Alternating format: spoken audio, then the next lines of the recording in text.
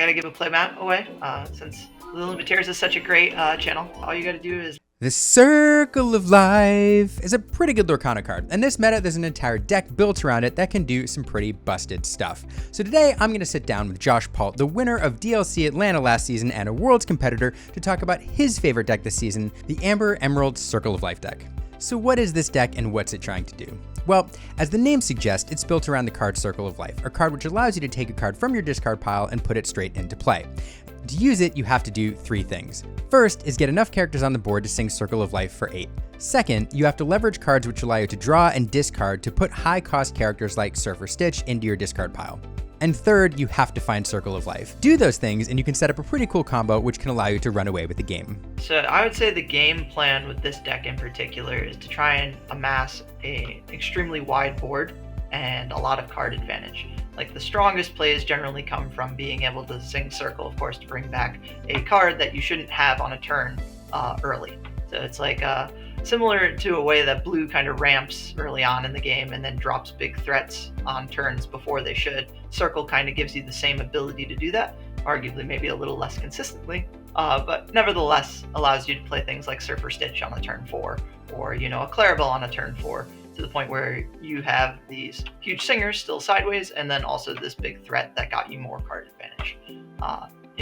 I would say that the deck definitely has changed as well from Milwaukee to now in the form of removal and stuff, but it's still kind of the same game plan on how wide you want to build that board and amass that card advantage.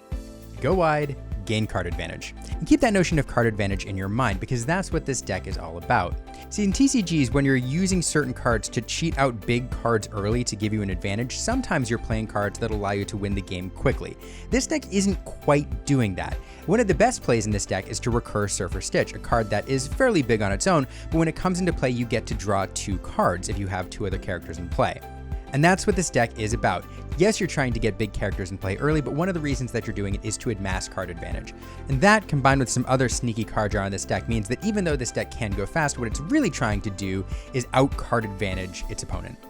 Yeah, it grows in really weird ways too, right? Because obviously, the most direct card draw comes from things like Surfer Stitch or Clarabelle, which are the things your opponents expect.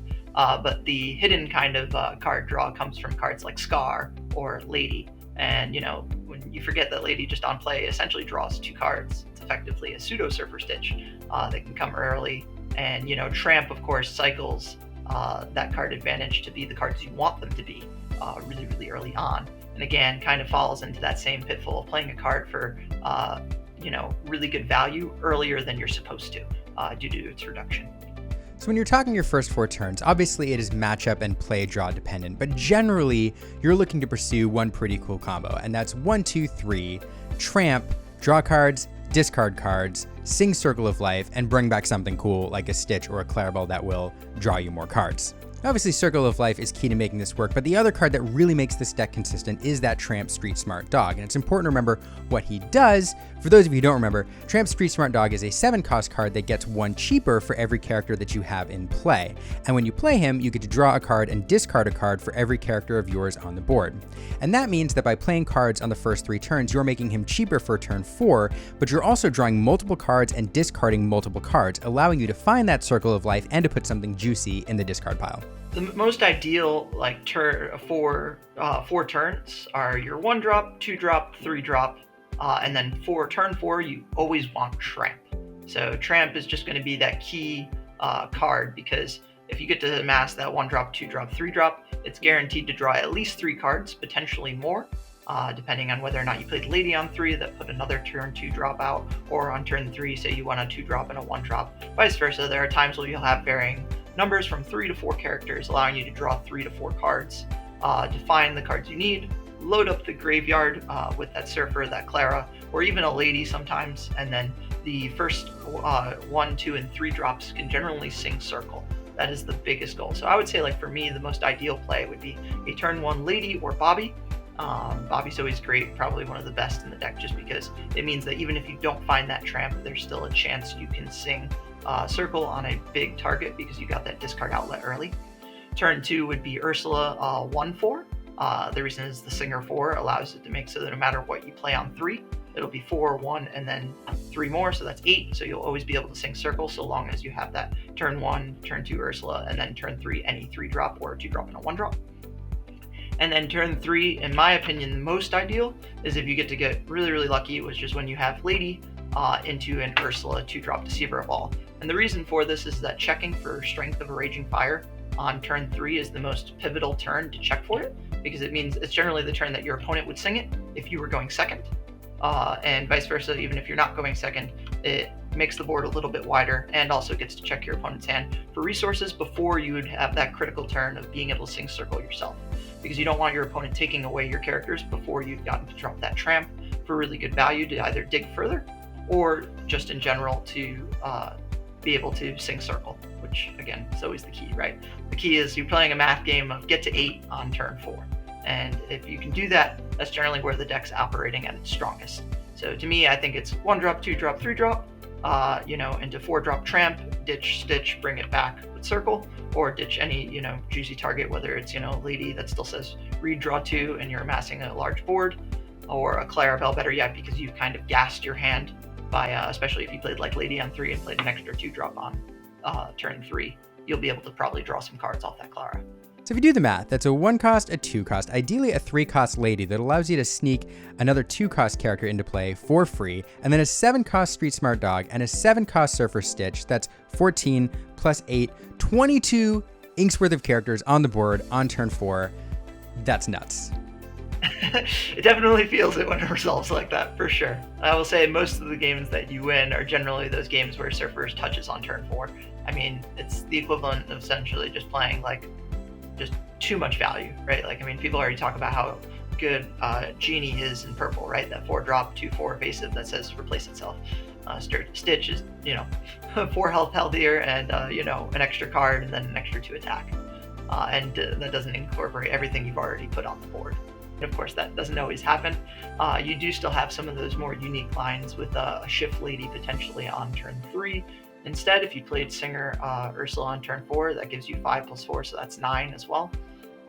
But again, there's a couple different ways, of course, to get to that point with things like Bobby and stuff that cycle it up. But that's my most ideal opening, is having that. You want to have that nice 1, 2, 3 curve, and then that turn 4 play is that most crucial turn where you want to have the circle, and if you don't, you want to try and dig to get it. So as far as the play draw difference go, the big thing to focus on is the Ursula Deceiver. When you're on the draw, you're going to want to play her 1 turn earlier to rip that Strength of Raging Fire out of hand before it can threaten one of your characters. It is so important to keep all of your early turn characters on the board if possible to set up that early turn Circle of Life singing. You know what I mean? Yeah. So I'll say the play draw definitely changes your prioritization on whether or not you're playing Ursula, the Singer 1/4 on turn 2 versus whether or not you want to play Ursula Deceiver on turn 3, the Song Ripper.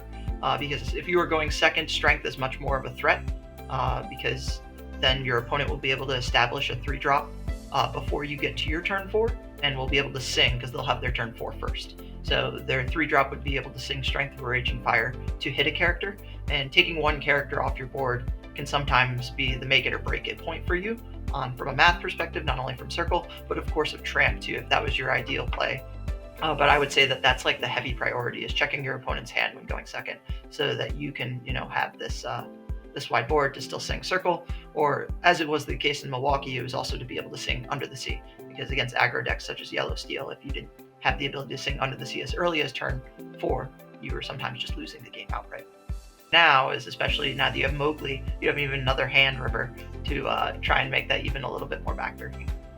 Shift Lady is also another line I would say is important going second, because of the fact that it turns your deck into the ability to put a 4/4 early. Again, depending on aggro and trade-wise, the ability to do that is really important.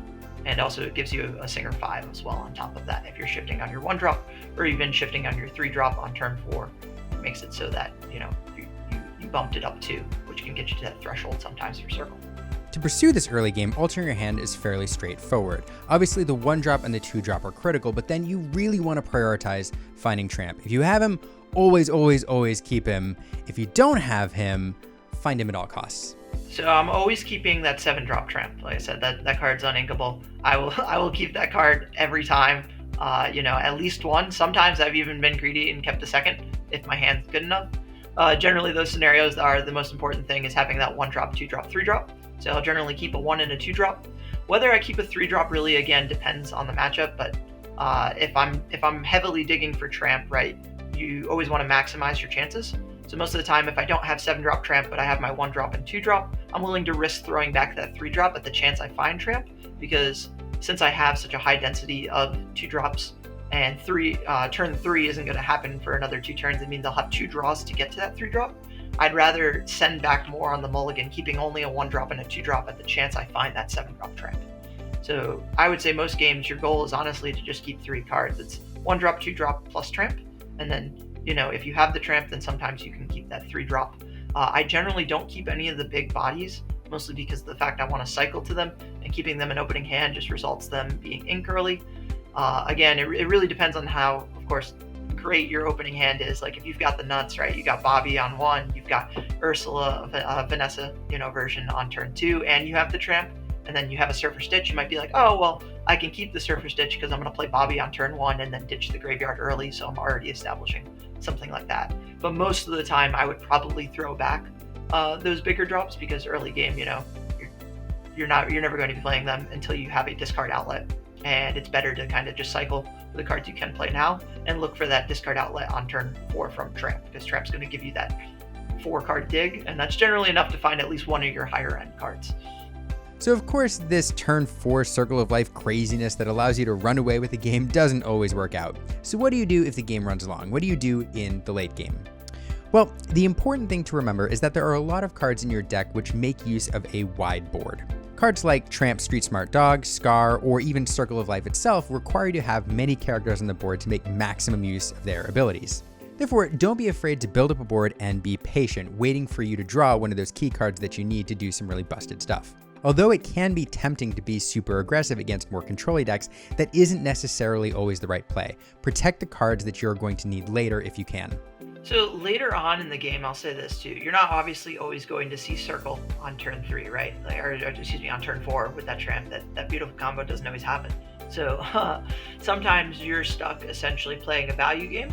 And where that kind of falls in line is, I've generally found that the best way is to kind of just not turn your characters. And if you can afford it, let your opponent kind of quest for 2 reasons. One, it gives you time, so you're not trying to press the clock. You can hopefully draw more cards to potentially either find the Tramp while still building that wide board to find the key pieces you need. And 2, it also allows Scar to pop off a little bit more, because if they start turning character sideways again, you can get them kind of with that surprise factor of having these mini little characters just trade all in, and then you're drawing another 3 cards. So that's kind of like how you have to play the control game a lot of the times. And when you get to that later turns and your opponent has a bigger board than you, that's when you're playing defense, and you have to look for what was previously the Lost in the Woods Under the Sea combo, and now would be the Malicious, Mean, and Scary plus Prince Philip. This deck uses a 1-2 combo that every Emerald player has been eyeballing ever since Whispers of the Well was printed. Now, everybody knows that with rotation, we lost the 1 board wipe, Be Prepared, in all of Disney Lorcana. And ever since then, people have been trying to construct a board wipe. Now, last set, this ink pairing did this by combining Lost in the Woods with Under the Sea to wipe its opponent's board. In this set, it's doing something a little more fun. First, it leverages Malicious, Mean, and Scary, a song that puts 1 damage counter on all of your opponent's characters. Second, the deck plays Prince Philip, which banishes all damaged opposing characters. As a fun side note, Prince Philip is a card that saw a little bit of competitive play in a fun deck paired with Chief Bogo, which does 1 damage to all of your opponent's characters when a Floodborn comes into play. So he saw a little play then, but he's seeing a lot more play now. Now, the biggest downside to Prince Philip is he is very expensive, so you prefer to shift him into play or find other ways to get him into play without paying his full cost. And you can see where I'm going here. When you're playing a deck that can sing a card like Circle of Life, which can bring a card from your discard pile into play for free, this combination sets up pretty nicely. In Milwaukee, we had this removal package that wasn't Malicious, Mean, and Scary into Prince Philip. It was Lost in the Woods Under the Sea. And, there are some really key plays to getting the most value out of that. And I think that combo is actually a little bit more difficult sometimes to pull off, simply because of the fact that Under the Sea was uninkable. And Lost in the Woods on its own didn't really actually give you that much value. It was kind of a card that you only held specifically for Under the Sea. the cool part was that last set, you had purple steel, blurple, and then yellow steel. The threshold of attack was 4. So Lost in the Woods plus Under the Sea, I felt actually hit almost everything that you would ever need across the meta, because there wasn't many 5 attackers. In fact, the only deck that really had, I felt, 5 attack was blue-green, and they had a similar combo of their heads held high. Under the Sea, they got a little bit, theirs is a little bit stronger, of course, in the sense that they're reducing 3 attack on heads held high versus Lost in the Woods was only reducing 2. But I felt that that combo was just super good because it made the deck play in a way that people weren't expecting, especially from dogs. I think almost everyone prior last set didn't expect Circle at all. They were just like, oh, he's playing Lady, he's playing aggro dogs, he's not gonna try and fight for board presence, and so they wouldn't expect a punishing board wipe of Lost in the Woods plus Under the Sea to be able to wipe their entire board. The biggest caveat to it is just, when you have to sometimes ink that Lost in the Woods, because it can make or break you in those good as the good player moments, whether or not you keep it or you have to throw it into the inkwell to go a different line, because sometimes you might be holding it for that Under the Sea that never comes. Now I think that that's kind of shifted to be Malicious, Mean, and Scary plus Prince Philip for a couple different reasons. The main one I would say is that the attack threshold has actually gone up from blue steel and blue green. Specifically, those 2 blue decks now play 5 attack characters, such as Goliath, and from blue green, obviously they always were playing Clarabelle, and they also have their own Prince Philips and stuff, and then even in mirrors, that you want a combo that's going to remove the board completely every time and not have to rely on attack threshold. The other issue is that Malicious, Mean, and Scary is inkable and costs 1 less, and it actually also supports another card in the deck, that being Scar. The ability to put damage on a character and it bypassing things like Galhoon because it gets around resist is really, really huge. So I think that the deck has kind of shifted from the original removal package of Under the Sea to now being able to Malicious, Mean, and Scary plus Prince Philip, which everyone's been joking as the threat in the big bag of this set, because now we have a mass board removal. And I think that this deck does it very well. However, things to talk about too include the fact that that is a 2.5 card combo of what I would consider, because it requires Circle, plus Malicious, Mean, and Scary, and Prince Philip Engrave, whereas the prior one, Lost in the Woods plus Under the Sea, only required those 2 cards in hand, and of course the ability to sing them. So that is late game generally what you want to do. You want to be able to wipe your opponent's board, because if you are able to sing and wipe your opponent's board, and you're left with an entire board, it'll generally only take you 2 turns to quest out to game. So if you wipe their board, even if they're at 12 or 14 lore, maybe even 16, if you wipe their board, they're starting back at 0, and then you quest once, with the remainder of your characters, and then the following turn you just turn sideways. Your opponent is probably dealing with too big of a board for them to try and come back in. So that, in my opinion, is if you're getting to those late stages of the game, you're generally trying to reserve that quote-unquote combo or removal tools and trade efficiently to seal that game, because that means that you're not the person who has the most wide board, or better yet, you're behind on lore, so you have to play a defensive strategy, and that always implores, of course, taking board control. So you're looking for that board wipe. Now, Under the Sea is the perfect example of a card that you work in or out of this deck based on what you're expecting to see on a given day in a particular meta. And the nice thing about playing it in this deck is that even though it's a very expensive uninkable card, there's plenty of cards in this deck which allow you to draw and discard cards, so it's not a dead card in your hand for the whole game. Now let's get back to Josh to talk about the ramp package for this deck and some other fun cards that you can work in if you feel so inclined.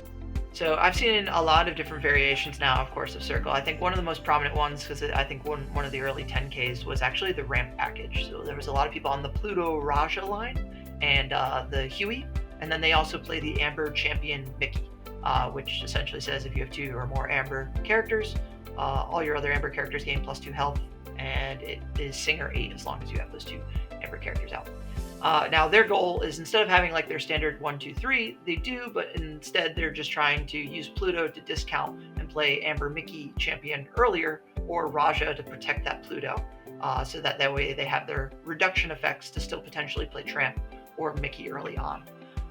My dislike towards the ramp package had to deal with just the uninkable count, and I didn't like the idea of Pluto being put in the deck because I felt that it was a dead draw later on, and I felt that it sometimes seemed high rolly to kind of get the Pluto into Raja and the Mickey. When you have that line, it's always great, but I strived to have the turns 1, 2, and 3 being a total of Singer 8, the most consistent possible.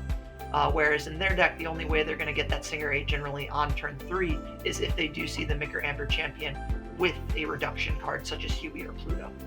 So I favored a little bit more on the consistency side of things, but I still think that that's a really strong combo, because if you're going even second, sometimes Raja is just such a big body that 3/4 is really tough to get rid of, and then if you're putting down that Mickey Amber Champion, he turns into a 3/6, and your Pluto is a 0/4, your opponent can feel really behind really quickly. It does also have the risk of you're putting cards sideways, so it makes Tramp arguably a little less consistent, because even if you do get to play the Raja and then you're protecting the Pluto, there's always a chance that if you're playing things with Bodyguard or you're turning them sideways to establish this bigger character, that they're going to be able to clear them. And that's one less body you have on Tramp, meaning one less chance or one less cost that you are able to pay to play him on turn 4. And I felt that the best way to consistently play Tramp on turn 4 is with cards like Lady 3-drop. So if you miss a 1-drop or your opponent kills a 1-drop with something, you still have that 3 characters to always be able to play Tramp on turn 4. Another tech card I would like to talk about is, or there's 2 I guess on the higher ends, that are Gazelle, which is the new 5-drop uninkable Singer 7 3/8. And when she's played, you put a song from your discard back on top of the deck. I like this card a lot. I just haven't found, I feel like, the space and way I'd want to play it. I think it might require me to either cut the 5-drop Lady, entirely, in order to put her in the deck. But I do like the fact that she essentially recycles Circle of Life, because it just means the next turn you're going to draw Circle, and she's Singer 7, so that and any other character will get you to that total. And it's also really good in mirror matches specifically, I think, because of the fact that if they Ursula or Mowgli your Circle of Life out of your hand, you have the ability to get it back, and not get it back in like the standard way where you would add it to your hand so they can rip it again, but get it back in a way that it protects it so that the next turn you're always going to be able to have it, because it puts it on the top of the deck rather than in your hand. So I like that card a lot. I've seen a lot of other people tech that too. I think Lucas was on 3 copies of it. That seems like a really neat card and a really nice card stat-wise. It also can lead to, like, a loop where you can always circle back technically the Gazelle and then put the Circle back on top of the deck the next turn. It also can grab back cards like Malicious, Mean, and Scary, which is nice. So I like that as a tech card. And then the last tech card I've kind of seen recently would be the Chippendale. A lot of people are on that new 8-drop, and that is a card where most of them are not, to my knowledge, playing the shift targets of either Chip or Dale. They are simply using it to have a card to discard, and as another big body target for Circle to bring back. And then every turn, Chippendale just kind of represents value, right? Because every time you ink, you just get to grab back a character from the discard. So it can kind of steamroll, not only building you up to those bigger ink thresholds, so you can just hard play those Surfers, those Claras, or those Prince Philip even potentially, but also like cherry picking the cards you want from the grave discard. So those are kind of like the 3 kind of like tech cards I would say are the most considerable, or that Under the Sea, Gazelle, and Chippendale. And then I think, like I said, whether you choose to play the ramp package of Pluto and Huey with the Raja and the Amber Mickey Champion versus the more wide list, which is what I prefer, I think is really kind of a personal playstyle preference. I think both are really strong at what they do, and both have very strong merit abilities to supporting the deck. Let's talk a little bit more about Tramp Street Smart Dog. It is one of the most important cards in this deck. It is one of the best cards in all of Lorcana, but it's a card that constantly makes you think, because when you play it, you're trying to balance 3 things. That is the cost to play him, the number of cards you're digging in your deck, and the number of cards that you're retaining in your hand. And to talk about this, we're actually going to use an example of a misplay that Josh made in Milwaukee on camera. So remember that Tramp is 1 ink cheaper for every character that you have in play. He also allows you to draw cards and discard cards equal to the number of characters you have in play. And in general, you want to play Tramp as cheaply as possible. You also want to draw and discard as many cards as possible. And so you're playing as many characters on the board as you can to enable you to maximize the use of Tramp's abilities. But for every card that you play from your hand, that's 1 fewer card that you get to retain when you're doing the drawing and discarding from Tramp. And that means that later in the game, when you're thinking about your outs or key combos that you need or certain lines that you're looking for, you need to be sure to maintain the number of cards that'll allow you to keep that line. If you need 2 specific cards to win the game, and that's what you're looking for when you dig with Tramp, you may choose to retain a character in your hand that you could play to allow you to dig a little deeper, making sure that you can keep those 2 cards. This is the misplay that Josh made in Milwaukee, choosing to dig 1 card deeper at the expense of being able to keep 2 cards in his hand, and that lost him the game and the match, and probably a chance at the top cut. It was actually one of the times you had pointed out on stream and you were commentating. I don't know if you remember this, but you said, oh man, he drew so many cards and he drew Lost in the Woods Under the Sea. And I unfortunately, I played 8 characters, so I was only able to keep 1 card in hand. But my misplay was I should have played 7 characters, because what I did that turn was I played a lady, and then I used Lady's effect to play an Ursula, bringing me up to 8 characters, and then I played a free Tramp. And that allowed me to draw 8 cards, but it only allowed me to keep 1. And if I had just played the Ursula instead of the lady, I could have played the Tramp for 7, drawn 7 cards, and then I would have been able to keep 2. And I should have realized in that moment in time, the amount of digging was less relevant to the amount of quality cards I get to keep in my hand. That cost me a huge amount of tempo and board state, because I would have been able to wipe his entire board. If obviously, I mean, the odds of me drawing the Lost in the Woods plus Under the Sea, I think, were light at the time. And what was going through my head at the time was I needed to dig the maximum amount to find Circle to have any chance of getting back in this game. Because I think at this point in time, actually, in Game 3, I'd already discarded 3 Under the Seas. So I felt like my ideal line of finding Under the Sea plus Lost in the Woods was super unlikely at this point.